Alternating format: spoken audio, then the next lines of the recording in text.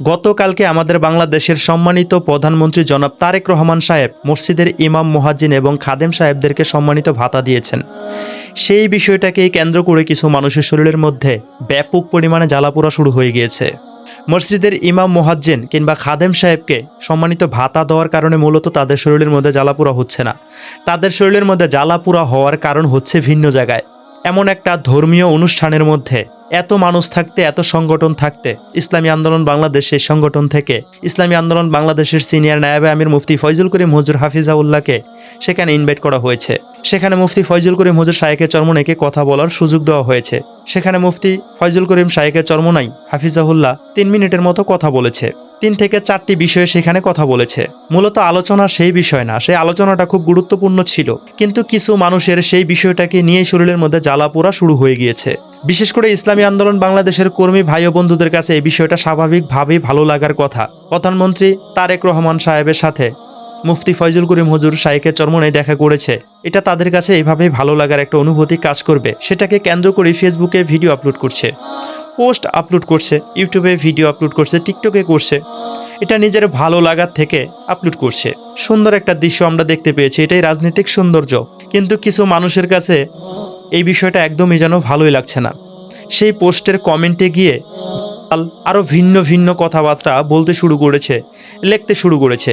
এখন আমার কথা হচ্ছে, জনাব তারেক রহমান সাহেব উনি ডেকেছে, সেই কারণেই কিন্তু ইসলামী আন্দোলন বাংলাদেশের সিনিয়র নায়েবে আমির সাহেব সেখানে গিয়েছে, কথা বলেছে। শায়েখে চরমনাইয়ের জায়গায় যদি আপনাদের দলের আমিরকে সেখানে ইনভাইট করা হতো, আপনারা কিন্তু সেখানে যেতে বাধ্য থাকতেন। শুধু আপনারা না, অন্য অন্য সংগঠনের কোনো আলেমদেরকে সেখানে যদি ইনভাইট করা হতো, সেখানে যেতে বাধ্য থাকতো। তো সেই ক্ষেত্রে ইসলামী আন্দোলন বাংলাদেশের সিনিয়র নায়েবে আমির সাহেবকে ইনভাইট করেছে, তিনিও সেখানে যেতে বাধ্য। বাংলাদেশের সর্বোচ্চ নেতা প্রধানমন্ত্রী সে ইনভাইট করেছে, সেখানে যেতে হবে, এটা বাধ্য। এখন কথা হচ্ছে, সেই অনুষ্ঠানের মধ্যে যোগদান দেওয়ার কারণেই যদি হয়ে যায়, তাহলে আপনারা যে 22 বছর 23 বছর তাদের সাথে দলবদ্ধ হয়েছিলেন, তাহলে আপনারা কি? আপনাদের কাছে প্রশ্ন রইল। আপনারা সেই প্রশ্নের উত্তর কমেন্টে লিখে জানিয়ে দেবেন। সে বিষয়টাকে কেন্দ্র করে অনেক ধরনের জ্বালাপোড়া তো শুরু হয়েছে। অনেকে আবার অনেকভাবে ভিডিও তৈরি করেছে যে ইসলামী আন্দোলন বাংলাদেশকে মসজিদের ইমাম সাহেব মুয়াজ্জিনদের কাতারে নিয়ে ফেলেছে, রাজনীতিক সেই কাতারে নিয়ে ফেলেনি। এখন আমার কথা হচ্ছে, ভাইজান, রাজনীতিক কাতারে নিয়ে ফেলেনি, ঠিক আছে, বুঝলাম। মসজিদের ইমাম সাহেব কি খারাপ?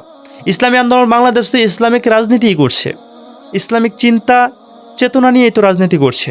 তারা মাঠে ময়দানে আছে, তারা তো মসজিদের ইমাম, মুয়াজ্জিন, খাদেম এগুলা লাইনেই আছে, এগুলা লাইনে থেকেই তো রাজনীতি করছে। তারা তো ইসলামিক রাজনীতি করছে। আর আপনি যে সংগঠনের পক্ষ নিয়ে এই কথাগুলো বলছেন, আপনি যে সংগঠনটাকে বারবার ইসলামিক সংগঠন বলে আখ্যায়িত করছেন, সেটা কি আদৌ ইসলামিক কোনো সংগঠন? জীবনও সেটা ইসলামিক কোনো সংগঠন না। যদি কারো মাথার মধ্যে ন্যূনতম কমন সেন্স থাকে, সেই মানুষটা কিন্তু বলবে যে সেটা কোনো ইসলামিক সংগঠন না, সেটা মডারেট একটা দল। তো সেই দলের সাপোর্ট নিয়ে, সেই সংগঠনের সাপোর্ট নিয়ে আপনি ইসলামী আন্দোলন বাংলাদেশকে সেই মসজিদের ইমাম সাহেব, মসজিদের মুয়াজ্জিন সাহেব, মসজিদের খাদেম সাহেব তাদের কাতারে নিয়ে ফেলে দিয়েছেন। আমরা তাতে কিন্তু অসন্তুষ্ট না, তাদের কাতারে আপনি ফালাতেই পারেন। কারণ জনাব তারেক রহমান সাহেব তিনিও বুঝেছেন যে মসজিদের ইমাম সাহেব, মুয়াজ্জিন সাহেব মানে ধর্মীয় যেই উপস্থাপনাগুলো আছে, ইসলামিক যে ধর্মীয় উপস্থাপনাগুলো আছে, সেগুলোর সাথে মানানসই ইসলামী আন্দোলন বাংলাদেশী।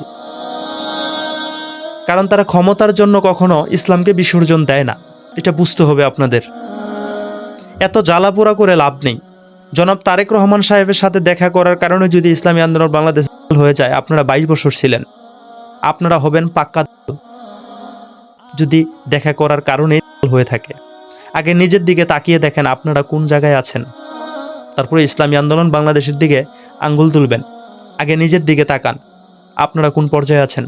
আপনারা তো ইসলামের নাম দিয়ে বাংলাদেশের মুসলমানের ইমান আখলাক সব কিছুই ধ্বংস করে দিচ্ছেন, সেদিকে তো আপনাদের কোনো খেয়াল নেই। সমস্ত খেয়াল ইসলামী আন্দোলন বাংলাদেশের উপরে আপনাদের আছে, এটা বাদ দিন, এটা করে কোনো লাভ নেই।